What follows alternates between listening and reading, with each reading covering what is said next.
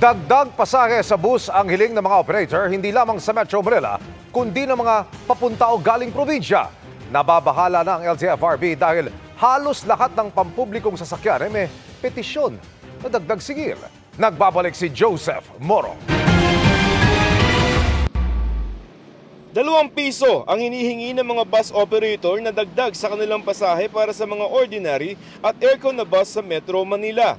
Halos ₱2 rin ang hinihingi ng mga provincial bus, bukod pa sa kulang-kulang 50 sentimos na dagdag, depende sa klase ng bus.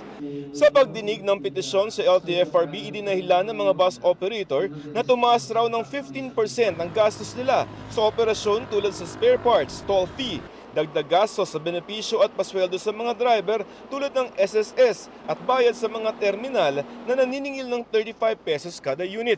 Hindi na nga raw nila isinama dyan ang taas-babang presyo ng krudo. Another issue is the 66,000 per unit. If you are operating 10, that is 60,000 a month. Aside from the everyday na operation. Ang laki nun para sa amin. Masakit sa amin yon. Sana maintindihan po kami ng commuters. Yung inflation kasi, ang laki ng epekto sa ating lahat. Habang wala pang desisyon ng LTFRB kung pwede raw pansamantala o provisional increase muna na ₱2 rin. Mabigat na yan sa ilang commuter tulad ng tinderang si Rose na gumagastos ng ₱23 na pamasahe sa jeep, ₱28 naman sa bus. Mahirap na po yun, sir. Kasi magkano lang po ang kinikita namin sa araw-araw. Mataas na yun, boss. Bakit?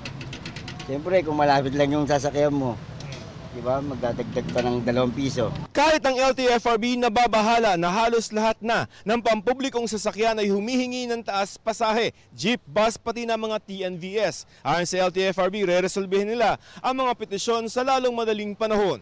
Sa susunod na linggo, itatakda ang hearing para sa petisyon ng mga TNVS na ₱25 na dagdag sa kanilang flag down rate.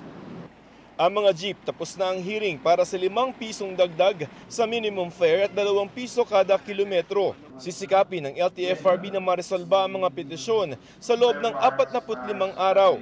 Kung sakali raw para sa mga bus, pwede magbigay ng provisional increase pero kailangan balansahin ang kapakanan ng mga commuter at mga operator. Any increase, pahirap ho ito sa mga consumer. Any increase would probably affect the economy. It would trigger an increase in the inflation. At least may additional kaming konti. Para sa GMA Integrated News, Joseph Morong, Nakatutok 24 Oras.